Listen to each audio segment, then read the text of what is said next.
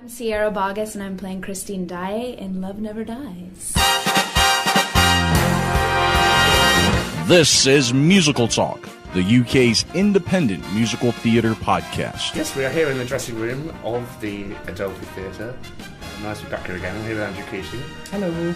You had our review of the show a couple of weeks ago. Welcome, Sierra, to Musical Talk. How are you? So good. Yes. So good. You are very good at the show. And you're playing Christine again. Again. Christine too. Christine too. So you were Christine in the Las Vegas experience. Right. So how was that? How's it? So going back to the same role, but in a very, very different story. Yeah, it's really cool, especially as an actor, to get to do something like this, because you never really get to experience. Especially, I loved playing Christine so much. I really sort of believed in her and understood her story at 18 years old. And now 10 years on. You've been stalked by a weird man in a mask. Oh, haven't we all? Yeah. Well, is that not normal? You will be after this goes out. Yes. No, but I understand that kind of fascination with somebody sparking something inside of you that is sort of untouchable, and that's what's cool about now exploring her 10 years on is. She still has that inside of her. She's obviously chosen to marry Raul, and he's sort of the safe choice. He's the choice that we all understand, but then there's something missing from her life, and it's cool to sort of explore that now. I think one of the working titles for the show, was Phantom Once Upon a Time, kind of suggesting a fairy tale aspect. And one of the things I found watching it, if you watch the first act of Into the Woods, you have that fairy tale ending, and it's happily ever after in that Phantom, and the monster is vanquished.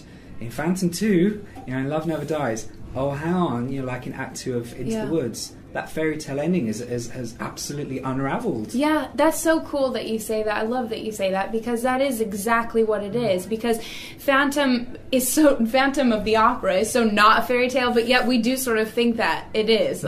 And that's why it will appeal to some people and it won't appeal to others, because some people like, the fairy tale to be we lived happily ever after, and then you never want to know the rest of it. And Into the Woods is cool because it makes you look at what happens, but in this one, we are looking at what happens. But does Phantom 1 end? We call it Phantom 1 now. Right, I know. The prequel, or whatever you want to call it. Does it end happily ever after? Because we feel so much sympathy for the Phantom. Oh, for sure. Yeah, but I mean, just as far as... No, I definitely don't feel that Phantom ends happily ever after, but it does sort of suggest that there's a conclusion. It just sort of is like, well, this is, they end the story where they end it, and now we are carrying it on, and it's interesting. I always like knowing what happens. I don't believe, even after, coming from doing Ariel in Little Mermaid, you can either say they lived happily ever after, or wonder sort of what happens. How does it work? She missed swimming. Does she miss swimming? And does she smell of fish? I do want to ask you, you're 7 years old and you put on this VHS or go to the movie theatre and you see The Little Mermaid. Yeah. How does it feel to then be her? Crazy and like a dream, almost like I have to remind myself sometimes that actually happened. Look at this stuff, isn't it neat? Isn't it neat? You're so right. That's exactly how it felt. Yeah, it is every girl's dream, and I'm so lucky that it sort of came true for me. And it's cool. I get fan mail to this theater even from kids. I just got the other day, and I brought it to Ramin, who plays Phantom, his dressing room, and I said, they still think that I'm Ariel because I got a fan mail saying that they really want to come see me in Little Mermaid. But they sent it to the theater here, so they had to have known I'm not there. But the one thing I have to ask, and this is a spoiler here, so Christine gets this mysterious invitation. Now, doesn't she for 1 second kind of think, hang on, and when she's singing Dear Old Friends, oh, the juries are here. Oh, do you think Christine suspects? Do you think she wants to meet the Phantom again, or does it not cross her mind? Just like, oh, he must be dead. I must have forgotten and just. Right. I definitely. I think when she gets this letter, and we've sort of discussed with Jack O'Brien, our director extraordinaire, we sort of went back and pieced together for ourselves the 10 years before we see Love Never Dies, and I believe that she doesn't believe that he's dead. I think that she always wonders, and I think that she has times where she almost thinks she sees him, and I mean, he came to her in such mysterious ways in the first one. I think that probably would be hard for her to get over, being alone in a room and always wondering if he's there. And then when she gets this letter from this anonymous person saying, I'm going to offer you an astonishing amount of money to come sing one song, who else could dream up something like that? But 10 years on, they need the money at this point. Raul's gambled it all away, and they're in trouble, and she's the breadwinner here. And I think, she is used to her life without him, but there's always something missing, and she hasn't had closure. So when the Phantom reveals himself to her, obviously in Love Never Dies, she puts it together officially when she says to him that you're in each measure of this song. So when she sees the music for the first time, I think that's when she realizes this is him. So by the time we get to Dear Old Friends, she's already seen the Phantom, and I think it is a bit confusing to her of, wait, they're here too? It's like, the old gang.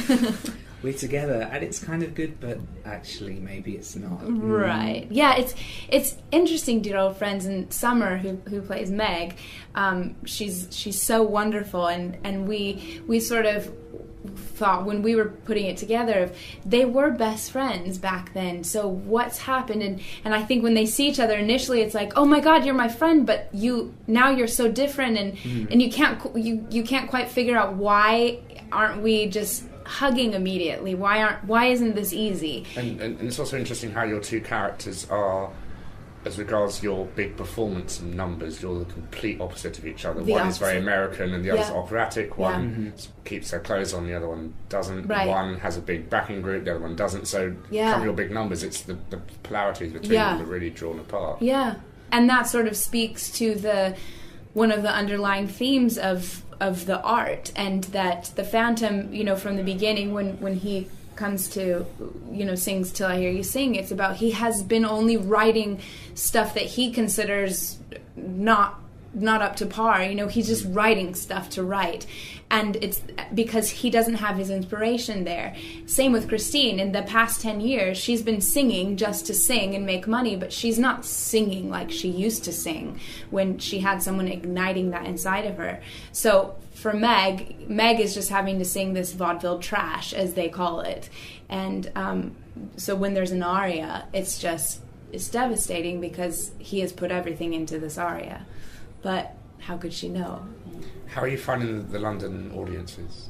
Oh, great. Everyone's warning me, be careful, don't expect them to be loud or stand, but... Or clap. But we've had standing ovations every single night and matinee. I mean, it's unbelievable. So I don't know.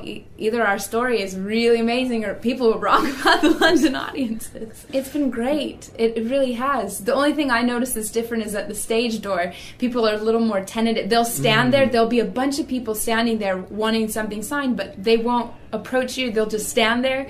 So, because I'm used to, Broadway, you come out and people are, sign this, sign this. Tell me about your training. What shows did you learn at university, or what shows did you perform? Oh, when I was in university. Well, the last show that I did was Sweet Charity, and that was so fun. I was Charity in that, and that was really cool to kind of, before I graduate out into the real world, that I got to really, prove to myself that I can sing, dance, and act, and well enough to get out there. Are you going to try and see the Sweet, or maybe you have the Sweet Charity playing here? I haven't gotten to see it, but I hear that it is outstanding. And and I love that show. What else did I did Guys and Dolls in school. The Boyfriend, I believe. The Boyfriend was once I had graduated, okay. That summer, the summer after I had graduated. Yeah, The Boyfriend. And I did 9 also in that same summer. Have you done any Rodgers and Hammerstein? I did Oklahoma. I was in the ensemble of Oklahoma. I played Ellen, And I had 2 lines. I got to say, looks like Curly's taken up with that Cummins girl. I love that. I was going to say, because I think the relationship between, say, Christine and Gustav, it's almost like watching The King and I. You know, the mother-son relationship. The song is very, very, very, very Rodgers and Hammerstein. Yeah. Was that the intention? Was that? Well, I guess I should ask Andrew that. He produced The Sound of Music. I think he's been. Well, and he's such a great fan of Rodgers and Hammerstein. He's even mentioned in the play. And Oscar Hammerstein turns up. He comes off the boat. Right. Which is quite a fun moment. It is so cool. Yeah, of all the different people that are on the boat, and that Hammerstein's one of them. I don't know. Andrew draws from a lot of people that he has respected, just as we all do, for our art, drawn from other people. There was a rumour at one stage, I think maybe a year or 2 ago, that I think Andrew had wanted to do Funny Girls. I don't think it's ever been revived. It hasn't been revived, but I would be so scared to touch that. It's such, great songs. Oh yeah, it's amazing. What a great part, but how could you touch what she did? It's interesting because Andrew's new show starts tonight, the Somewhere of the Rainbow. Yeah. And he was risky enough with Love Never Dies, but to add new songs to one of the greatest American shows, films, scores of all time is incredibly risky. Oh yeah. Well, that's Andrew. But I think looking at what he's done with the technology in this show, I think The Wizard of Oz will look, as this show does, absolutely fantastic. Yeah. If he uses projections. It was I think partly the projections. Yeah. The very kind of colourful opening scenes as Coney Island comes to life. Yeah. And almost when you watch that, you can kind of see, this must be how they're going to do Oz. Probably so. Yeah. Are the projections in the show a new form of projections? Because they look like nothing you've ever seen in a theatre. They're kind of 3D, aren't they? They're unbelievable. And I don't know if they're a new form, but I mean, that's Bob Crowley. He is unbelievable and so inventive. I remember when I saw Aida for the first time on Broadway, I couldn't believe what I was seeing. I mean, he's a genius. He's unbelievable. I love the bar scene in Love Never Dies. Oh, yeah. I couldn't work out where the set was. Yeah, a lot of people talk about that, actually, which is really cool. That is one of my favorite sets, is the bar that opens Act 2. It's really cool and inventive. It's that perspective. It's the trick of the eye. And a lot of the set looks almost like optical illusions, isn't it? You can't quite tell what's happening, where things are placed. He did a great one in Mary Poppins with the bank scene, which was just a cloth with a door in it, but it looked like it was towering over you. And he's incredibly gifted, I think. Yeah. It is all about perspective, which is what's so cool, because it is, we as actors and all of it is all about perspective in this, isn't it? I mean, the whole story is your perspective, so it's cool that the set, and the marvelous idea of the rotating stage in is it Devil Takes the Hindmost, where they're all singing and you see the stage from different angles, and then you sing your aria. Oh yeah, the quartet before I sing the aria. Yeah, of Devil Take. Yeah. I was going to say, I'm not convinced that Love Never Dies because you do. You do. Spoiler! Oh, I know, big spoiler. I suppose because the only relationships that seem to work in the show are parents for their children, because everything else kind of ends badly. All the other romantic relationships end badly. Well, I'm going to go ahead and talk about that, because I don't believe that it ends badly. What I think is, when she sings the aria, she has her husband standing on one side begging her not to sing it, and the Phantom on the other side telling her to sing this. And what ultimately ends up winning out is love. It isn't either man. It isn't what Raoul is saying that he'll give her, and it isn't what Phantom is saying he'll give her. It's love. And something that Jack said to me in rehearsal is, love does not let us down. Love is a beautiful, wonderful thing. It's what we do to it that lets us down. So it's suddenly of like, she sort of almost has to let both of them go, acknowledging the fact that I love you in a way, to Raoul, I love you and I have loved you and I know you have loved me, just not in the way that I, that I could be loved, but thank you. And then to the Phantom, I also loved you for what that's worth, and thank you. But ultimately, I think she's celebrating love. So when she says to the Phantom before she dies, remember that love never dies, you know, it's just like, it's a really grown-up realization of, yeah, I mean, inevitably we all are going to die, so there is no happy ending, is there? So for anyone, but I think that is the only way that this could end, is that she was given the gift of being able to be thankful and acknowledge that, thank you for the most incredible love that I could have ever experienced on this earth. And how can it end happy? Is she going to go off and, you know, live this life, the rest of her life, with her husband now, knowing that something spoke to her higher self? No.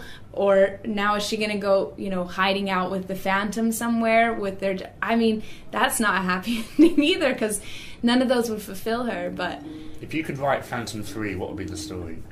It's so to complete the truth. It's going to be Phantom 3D. Come on, Andrew. We have joked with Andrew about it. He is so funny about it, and we've decided that it takes place in Tahiti, on an island with steel drums. Why not? And a crab called Sebastian, or a lobster. That's right. Maybe. Yeah, my fish friends. Sea witch, yes. No, get back to us on that. No, seriously, Phantom 3 underwater. You've got the experience now. That's right. Yeah, no, it all comes back to mermaid, doesn't it? It'll be like Frogs, but more successful. Quite. So, I mean, have you had much of an opportunity to see other shows while you've been here? I guess it's such a busy run. Yeah, I haven't really, no. The last thing I got to see before we started previews and stuff, was The Habit of Art at the National, and I was blown away. I mean, I love seeing especially straight plays here in London, because they are just the best. And I really enjoyed that show, but that's the last... I think you were at Allen and Glenn to go and see Sister Act. I did see Sister Act, but not since I've been here. Actually, the day after I closed Little Mermaid on Broadway, I flew out here to do some more recording for Andrew for the album, and Sister Act was opening that night, so I got to see it. It's rather fabulous, isn't it? Oh, and Patina is unbelievable. She's amazing. At least with your set, you're at less of a risk of being hit by something. There's not as many moving objects. Well, there are, we just don't see them. Yeah. No, that's true. Okay. Yeah, no. You're going to get hit with a projection, I guess. Yes, with one of those horses. And it's going to Broadway in November? That's the plan, is that still on the cards, and then the rest of the world the week after? Because I think at one stage Andrew had considered multiple openings at the same time. Right. Which would have, I mean, it would have been amazing, but kind of exhausting for goodness, him. Yeah, exhausting. Yeah. I know. The thing that we love about Andrew is that he always thinks big, and he's not afraid to, you know, go against the norm. And that was an idea at one point, but I'm glad. I personally am glad that it's like this, so that I want him to have it exactly right, because I know how much this piece means to him. So if we had opened in 3 places at once and it wasn't exactly right, then that would be too bad. And has the show frozen now, or changes still? It has frozen now, yeah. Because there were minimal changes, I think, from the CD recording. I think the boat arrival was a little different. That's the only change I noticed. There's a few changes, and there's lyric changes and things like that. A few changes, but mostly it is... Do shows often record the album before the show is frozen? So not at all. It's quite... We recorded that album in, like, pretty much all of 2009. I was flying over here left and right, you know, to do some recording for it. And also what's rare is that we had the luxury of time, that we had, you know, many days to record. And we recorded sometimes in New York, sometimes in London. I mean... Was it Abbey Road? Abbey Road, yeah. Oh... And did you get run over on the zebra crossing? No, did you play with it? Oh, I played. Yeah. I was like, I am an American, and I am going to cross this Abbey Road and take back the photo to show everyone. Put it on my Facebook profile. Totally, it was my Facebook profile picture. I'm not even going to lie. Because they're thinking of closing Abbey Road, and Andrew was one of the persons who stepped in and said, I'll try and set... Why would they ever do that? Have you heard the story? I have heard that. There was a rumour that he was one of the contenders to look at buying it. Paul McCartney won't buy it because he's not in the interest of buying studios, because he apparently doesn't have enough money or something like that. Well, I loved recording there. That was great. And the orchestra's, not only the orchestra on the CD is big, but the orchestra in the theatre is big, which is rare. Is it 12 strings or something like that? I don't know exactly how many. But it's a big sound. It is. It's amazing because, for the album we recorded with an 88-piece orchestra, and there is nothing like singing with an 88-piece orchestra, let me tell you. So I was like, how are they going to top this? When we sat down and did our Sitz Probe together and heard it with the orchestra for the first time, it was amazing because the orchestrations have been created as such so that it does sound like 88 pieces coming from 20 or whatever we have in the pit. But they are an incredible. We're so lucky with our orchestra players. You must appreciate how lucky you are to be. Oh, every night. I can't even tell you. Ariel, Christine, and Christine. Oh yeah, I do. Just like, no, I don't want that part. No. Yeah, no, thank you. No, I really, I'm so grateful, and I'm the luckiest girl, and to do what I love. I mean, every night. I mean, I was just having lunch with Summer, who plays Meg, and I was just saying, I can't wait to get on stage because especially with this role, it's so meaty. It's so there's so many different things you can do with it, and based on what's already happened to me today, I know I'm going to play some things differently because you can add any of your drama and your real life into it, or what, it's just like, it's like therapy. It's like the best form of therapy to get up there and just tell the truth. It's really cool. How do you feel about being dead every night? Is that not therapy? Do you need therapy after that? Yes. It's the best therapist in the world are in heaven. No, who needs therapy after the death is Meg. I mean, can you imagine what she's going through? She has to live with herself. She has to have a breakdown every night. That's right. But I mean, it's like how does anybody go on? And for me, it's strangely zen. In rehearsals, I thought, how am I going to do this? Because I thought I was so, especially leaving my son, and I somehow was able to. I never really cry because I thought, and also the music is so beautiful that I'm going to just start crying while I'm dead, But it is strange. You have to go to a very relaxed place in order to die on stage. And once I decide that this is when I let myself go, I just go to a zen, relaxed place and just because why would I be crying on my own death? You have things, shopping lists or kind of things to distract yourself with. No, I need 3 pears, 2 plums. Isn't that a good idea? But then I might accidentally lift an arm. Oh, I need that. No, it's okay. She's up. She's not fatally wounded. No, I'm a big advocate of Bikram yoga, and I would always do it in the States. That's the hot yoga, the one. I mean, because I'm looking around here and lots of words and zen and things. There must be days where you wake up and think, I don't want to do this today. I'm exhausted. No, not yet. Okay. I haven't felt that, and I never have. I mean, even with doing Mermaid was the longest I had stayed with a show, and there was never a day that I thought, oh God, I hate my job. I always love my job. Heelys and all. It is difficult. I'm not going to lie. I do have to get to a mental place, but I love it so much. I really do. So it's never a burden. But yeah, I'd appreciate a couple days off rather than just one day off. You have Sunday. We have Sundays, yeah. Until they add Sunday shows, which is the fashion that shows here is starting to do. Oh. Don't scare the girl. Oh. No, I mean, I'm used to doing Sunday shows, and Mondays are my day. But they have to give us a day off, so. I'm off to New York next month, so I'm going to experience all this for myself. Oh. Sierra, thank you very, very much for talking to us. Thank you, guys. Good luck with the rest of the run. Thank you so much. Musical Talk. Thank you very much to Sierra Boggess for taking the time to speak to us here on Musical Talk. Ed Theakston recently went to see Love Never Dies also. So here is his review on the musical. Okay, well, we are in the Adelphi Theatre in London. I am Ed Theakston and this is Bianca Bakey. And we have just seen the first act of Love Never Dies, or Phantom 2, whatever you want to call it. What are your first impressions of it? It's a real spectacular, because what we were just discussing was that it really is a standalone show. You don't have to have gone to see the first one. It really does kind of wow you, doesn't it? Yeah, no, absolutely. Are there any particular standout songs so far? Definitely Till I Hear You Sing. That was he got a massive cheer. Ramen, who's just amazing. I just love the use of they've used a lot of projections in this one. Yeah.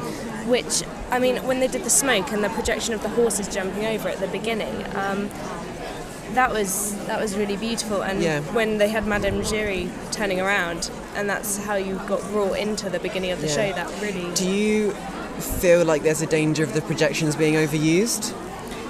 I think they're used in the right way, as in they've been used sometimes to, as in the beginning, to draw the people in, but sometimes they're used for scene changes, but they're relevant, so it's okay. Yeah. But I think that's really cleverly used. How do you feel about the general design of it? I mean, the costumes and the rest of the set. How do you feel that is in comparison to the first one? I think it's good because they've kept elements of the costume very similar, but they have kind of modernised it in a way where it still goes with the time period, but it really does go with our modern day audience, and it does keep a lot of people really zapped in. And we were discussing earlier that actually on the front of the stage, before it even started, they've got the projection of the mask, but they've also got these sort of gold flowery ornaments at the top, and we agreed that they looked quite like the Hannibal costumes from the beginning, like the first Phantom. So we can say that although this is a standalone show, it does reference back to the first show. If you've seen it, you'd see the references, but you don't lose anything if you don't see them.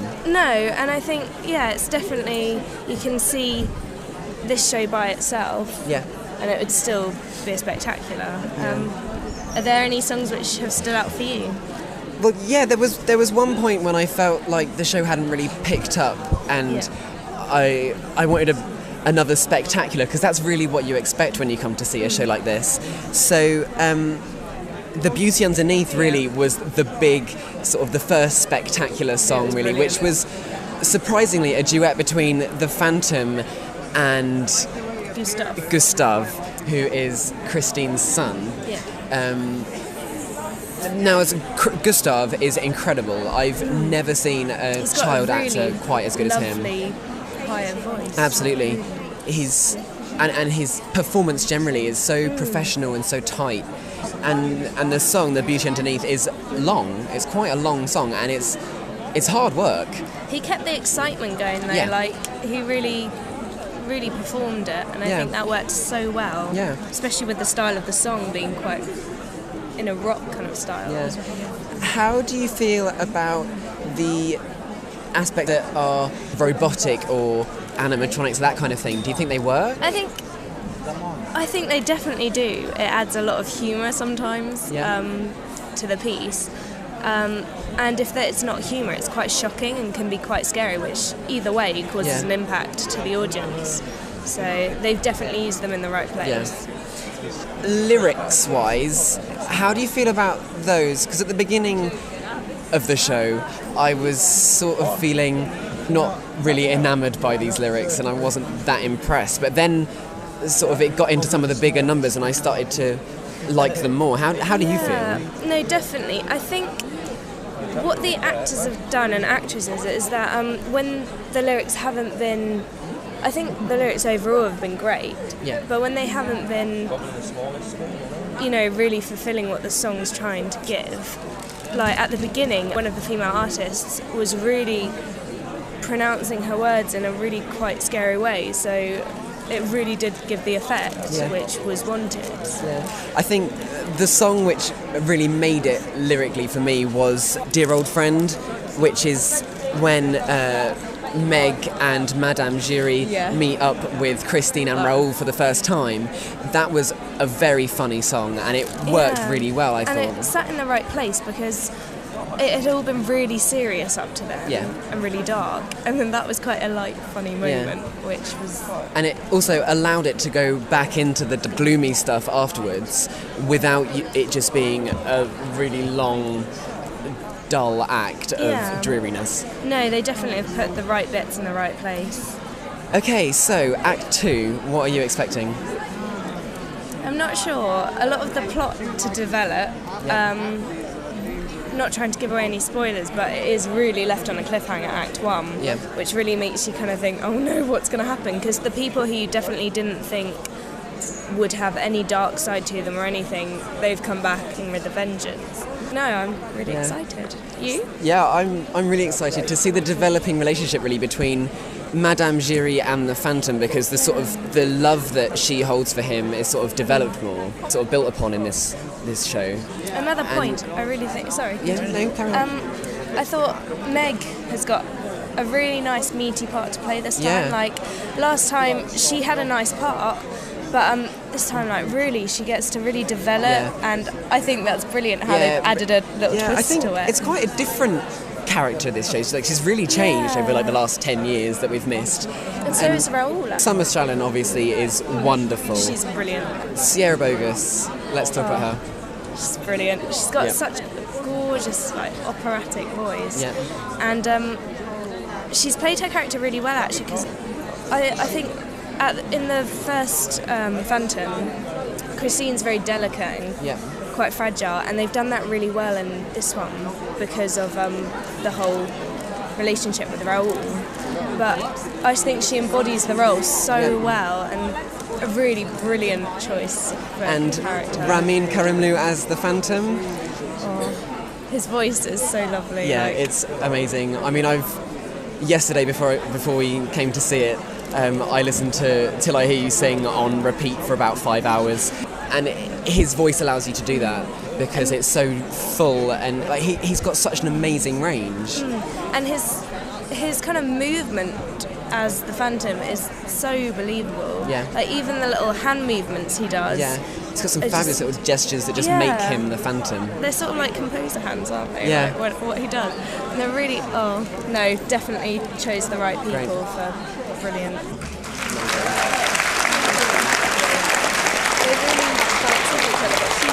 So, we are now post Love Never Dies. What did you think of the show, Bianca? I thought, overall, it was a real spectacular. Lots of things to see, and there's different things for different people, which is brilliant. I think it had a shocking ending, which worked really well. Yeah, definitely. And overall, a brilliant piece of theatre. Yeah, any nitpicks, any issues that you had with different bits? There is one, which we were discussing before, about the floor at the beginning. Yeah.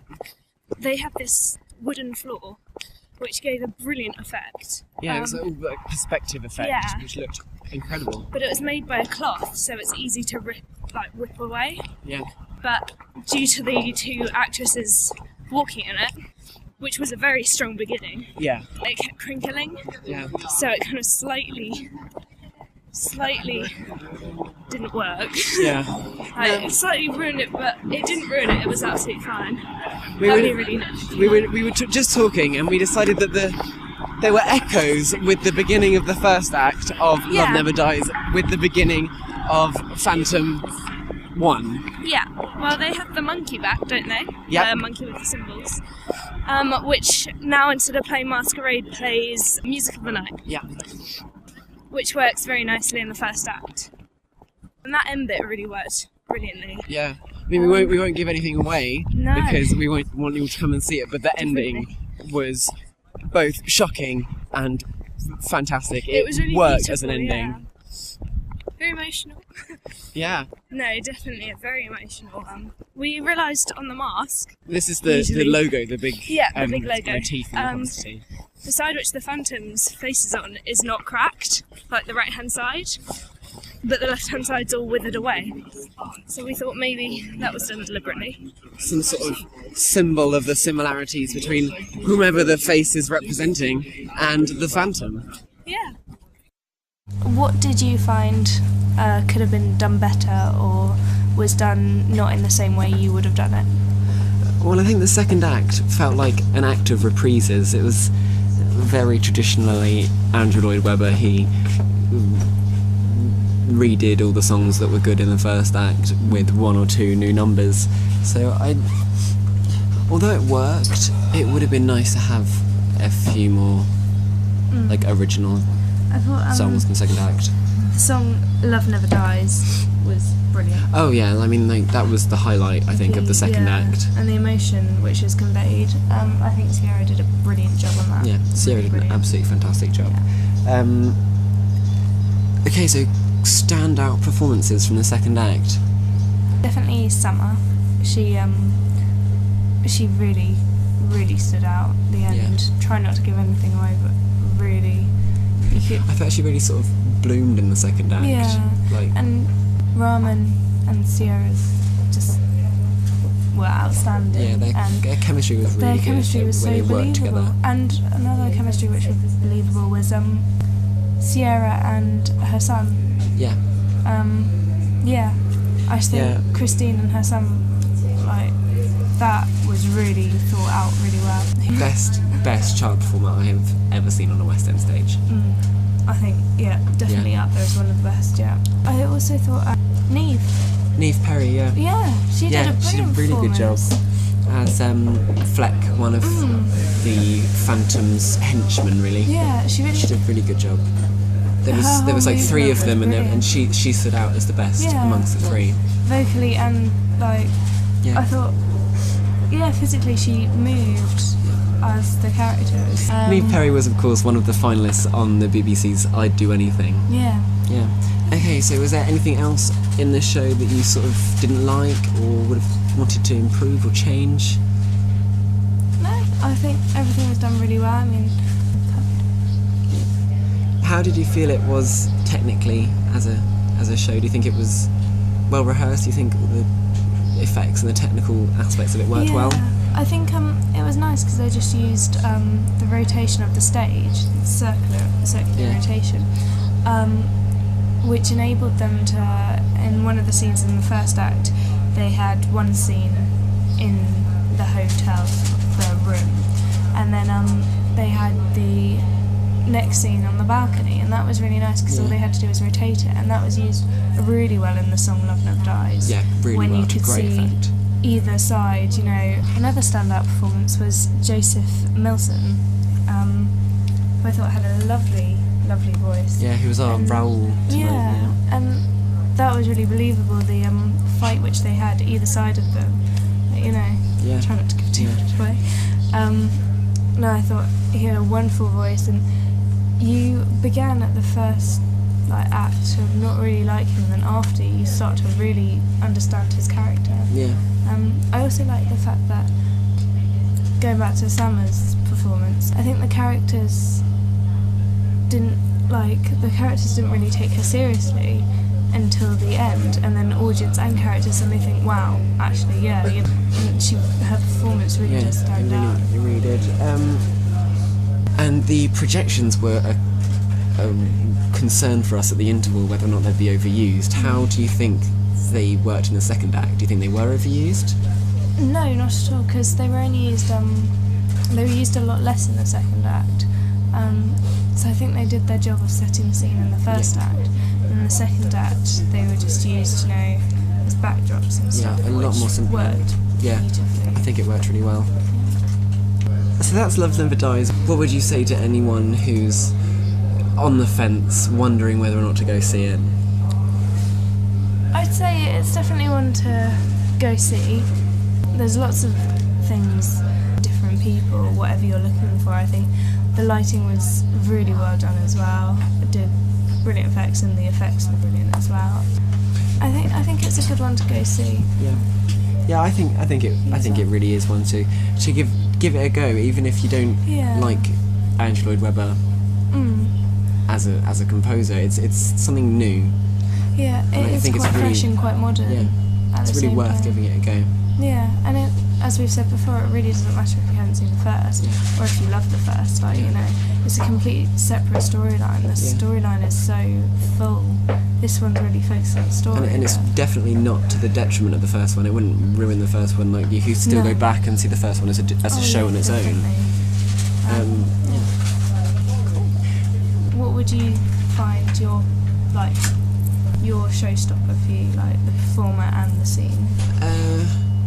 Probably for me, the standout number really was The Beauty Underneath, because it was the spectacle number, really.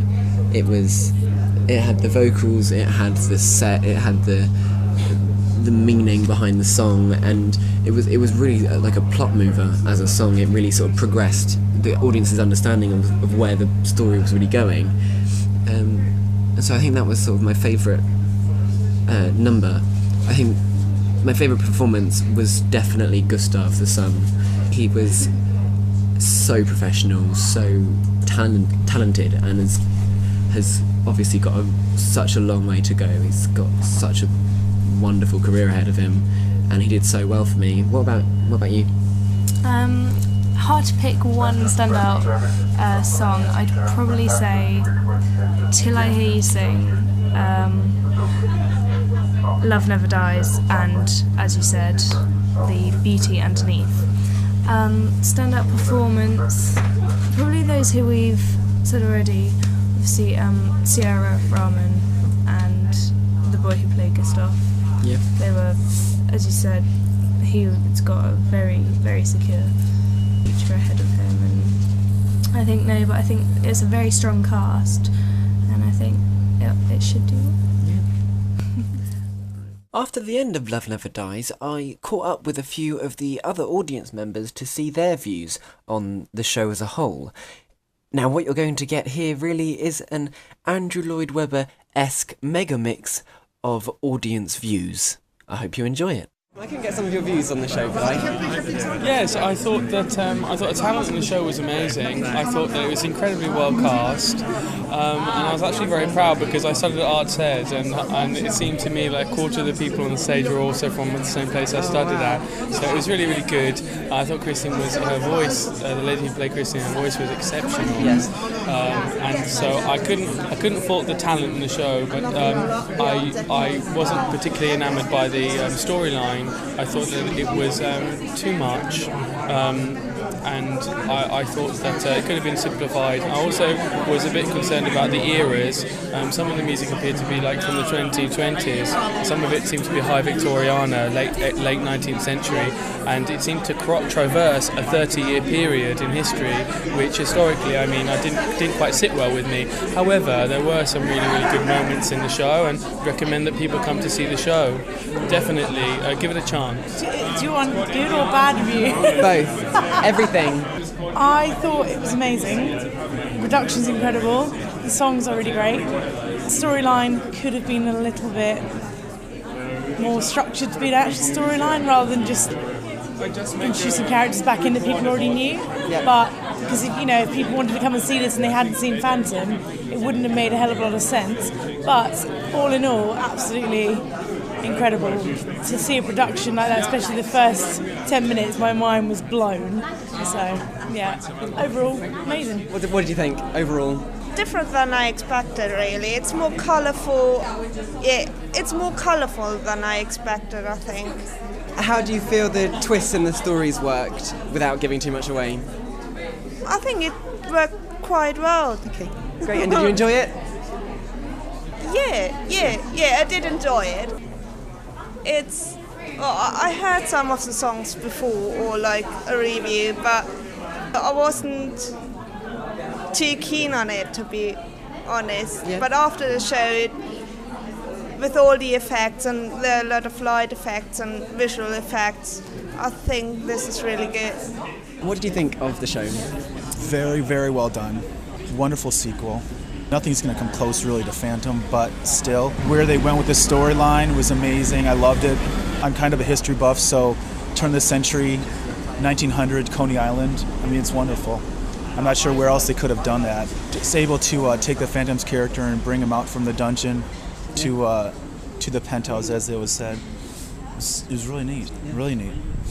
And do you feel that the story was disjointed, or do you feel that it worked? No, it wasn't disjointed just due to the fact that you had to have all the characters developed. And sometimes if you don't have the characters developed, then you could say it was disjointed just because of all the character development. But that's what happens. Yeah. But it flowed well, and you know, at the ending, everything came full circle. Now I'm just waiting for the third, you know. Yeah. Right? Yeah. Now, as you say, you're a history buff. Yeah. Do you feel that the music was of the time correctly, or do you think that sometimes it went one way or the other? For example, there was some music that someone said was 20s. Well, yeah, the futuristic sound, I guess, if you wanted to say it, when they were up in his room, the drum beats and everything. But that was awesome. I mean, that's so timely now to really bring that into you know, modern time, and it just grasps, you know, that it is 10 years later, but it's 2010. Here, and you know, to have all that loud noise and all the spectacle of that scene, that was amazing. That's almost worth seeing again, just for that one scene. That was unbelievable. Great. Do you intend to see it again anytime soon? I'm really, really, really thinking about trying to see it the next 2 nights, but I don't know. I mean, I know they were sold out. I lucked into this ticket, completely lucked into it. The ticket agency that my hotel went to initially had this seat, the seat I had. The next day, I told them to buy it. The agency said it was sold out. So I'm in Covent Garden at the time when I get that phone call. I come to the theater, and what you know, I buy the exact ticket that they had for me, 23 pounds less. That's good. Oh, it was awesome. I mean, it was so happy. Great. Thank you very much for your time. Thank you. Myself and Bianca then went round to the stage door of the Adelphi Theatre to speak to some of the cast members and get their input on what it's like being in this new show. First of all, we caught up with Summer Strallen, who was playing Meg Giry and can also be heard on the album.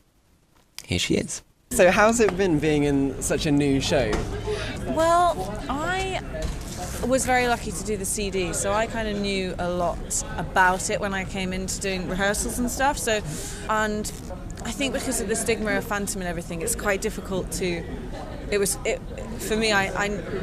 Because I had a backstory, it was great, but at the same time, Meg Giry is totally different in this one. So it is like doing a new show, which is great, but and fun, you know, costumes and stuff. How's it been working with such a talented cast like Ramin? Oh, who's amazing! been doing it Ramin for and so long? Sierra are my bestest friends now, and will be for life.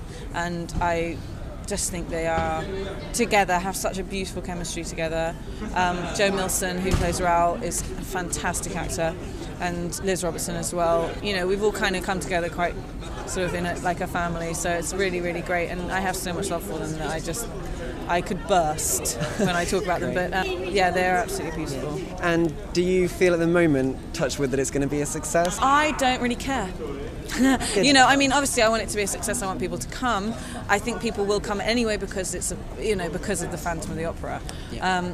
But because I think it's good, I don't really, you know, everyone has their own opinion, everyone's entitled to their own opinion, and that's all, you know, I can just do my best, and that's all I can do. So. Great. Thank you. Well, congratulations on a wonderful show. Pleasure. Thank you. I'm going to rush off. Okay, nice thanks. Bye-bye. Thank you very much, Ed. We're now wrapping up the Love Never Dies saga on Musical Talk. If you have any questions or comments, be sure to email us at feedback@musicaltalk.co.uk or follow us on Twitter or send us a message there at twitter.com/musicaltalk. Of course, you can visit our website and listen to many, many previous episodes, all archived for you at www.musicaltalk.co.uk.